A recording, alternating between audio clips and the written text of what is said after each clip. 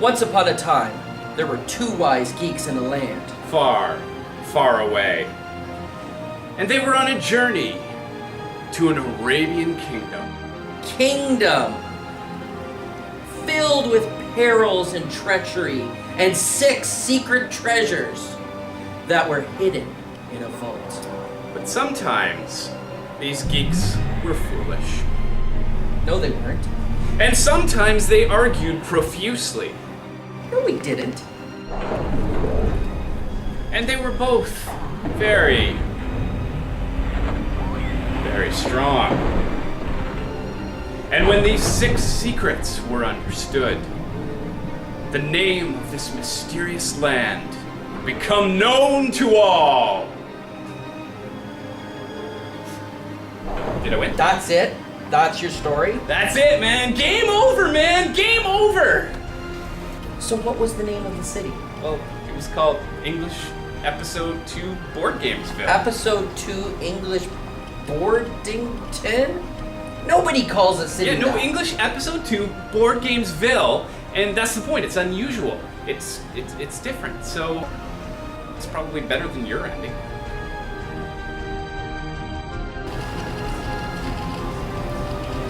Never mind. You win.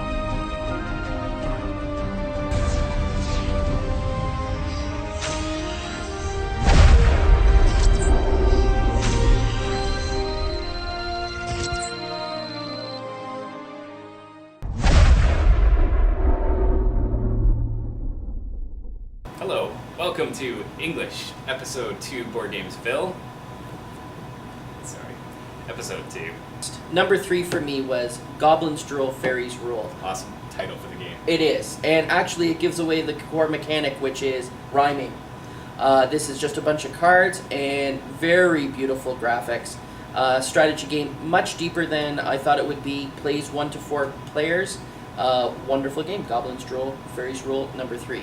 I rank it for ease to learn, an A, very straightforward. For educational value, I only give it a B. It's a little limited. Grades 1 and 2 will get a lot out of it. Maybe grade 9 not so much. For fun, I give it a B+. It is a lot more fun than I thought it would be. Well, let's go to my third pick. So one challenge that we have as educators is deciding what's more important, education or fun. And we have to find a balance between the two. But today I would say that all 3 of my games are extremely fun, but also very educational. So I'm really quite content with my picks. My third pick is Telestrations. This is the party pack, 12 players. Very simple game. You open up your book, you get a word. These can be words that the teachers come up with, vocabulary words. You can adjust it to the level of your class. So I can see you playing this with elementary school, with high school kids. And you take your word, you write it down, then you draw it.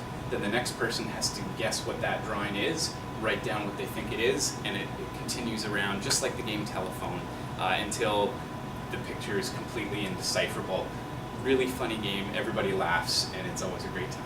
I find this a great game to play a couple times as well, because you always get that one person who is just terrible at drawing, and it just makes the game that much better. Awesome. What are your ratings? So I would say ease to learn would be an A+, B+ for education, and B+ for fun. Awesome. My number 2 is, this game, which I try not to throw off the edge of the desk this time, Tales of Arabian Nights. This is a wonderful choose-your-own-adventure in storybook form. It suffers from being very random. So if you have a student who wants their decisions to be meaningful, this game isn't that. But the story that gets told is just so much fun, and there's always a great moment. And actually, I find everybody's pretty well even throughout the whole game. It's very difficult for somebody to become like the leader and win without anybody else doing stuff. For rating for this,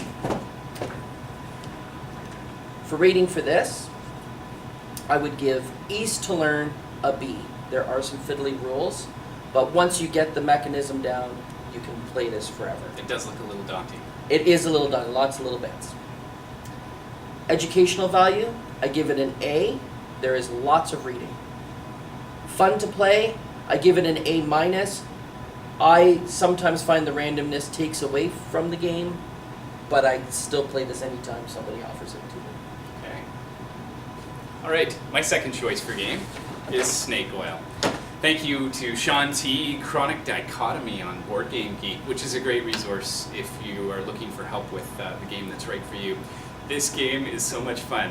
One person plays the role of the buyer, and it can be anyone from a referee to a pregnant woman, and you have to try to sell that person a product out of a selection of cards in your hand. You put two cards together, you get a lot of really funny creations. Once again, excellent game for teaching rhetoric, so if you want to watch your students try to convince each other to buy the most useless products in the most creative ways possible, this one is really imaginative.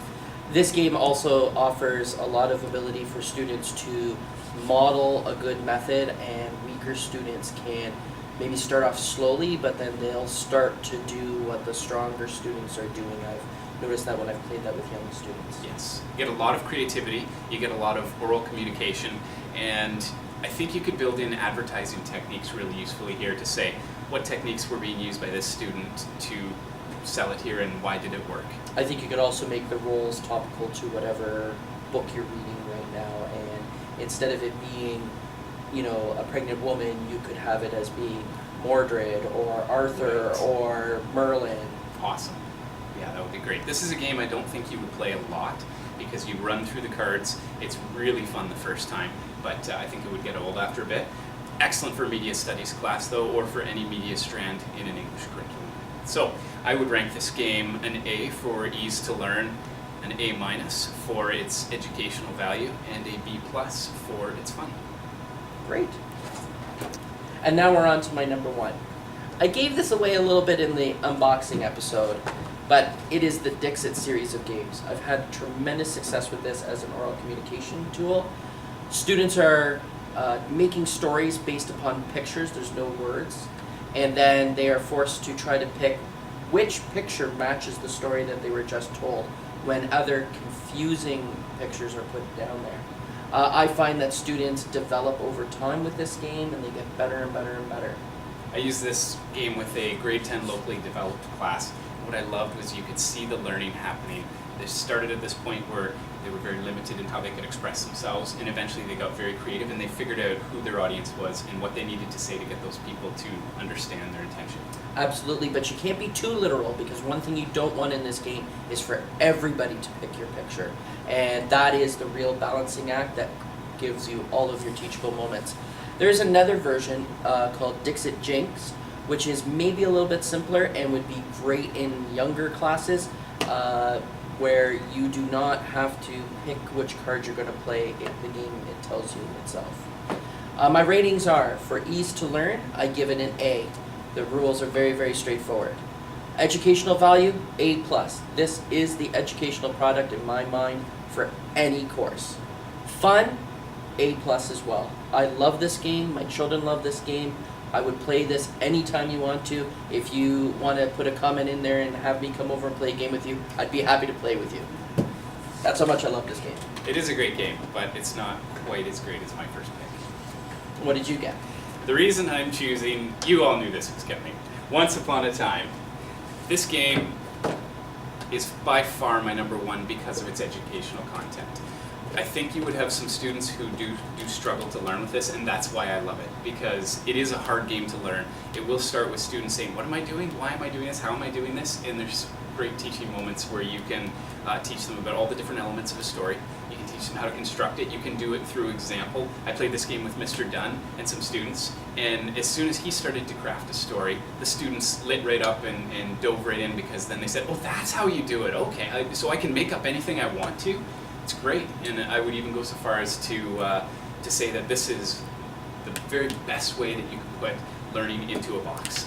This also develops some sort of social skills, because weaker students will have difficulty looking in their hand and listening to the story and trying to play their cards in the right order at the same time. So a good house rule I have in my class is that students have to read a sentence at a time and give everybody a little bit of a time to listen. And that really provides this nice sort of social understanding that I'm controlling the story, but I'm going to give everybody a chance to play the game as well. Awesome. and it's just rife with archetypes. I mean, you can teach them all the basic models: the warrior, the knight, the wizard, the sage, the mother. All of these figures are in there.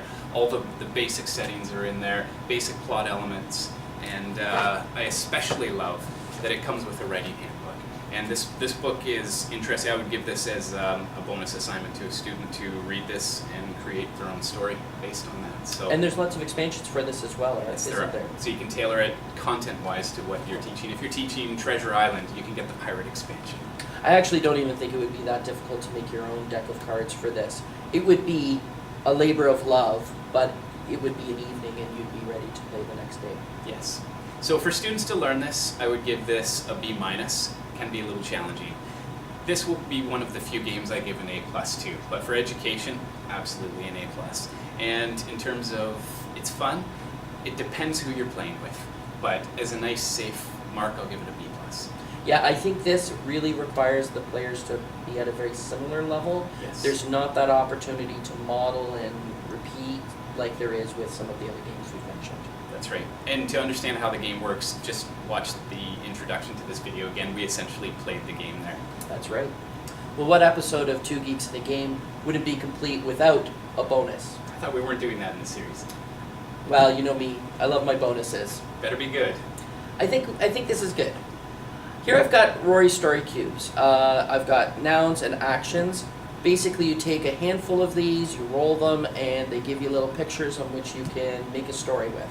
I think this, the cards from Once Upon a Time, the cards from Dixit, are really the future of education, where the games that we're playing are also great resources that you can use in a variety of ways. I think you can play Once Upon a Time without the rules, rather just give the students a hand of cards and have them write a story using those particular concepts. Yes, we'd like to think about education not just in the traditional textbook sense, but in what other materials and resources can we bring in a new original way to appeal to our audience.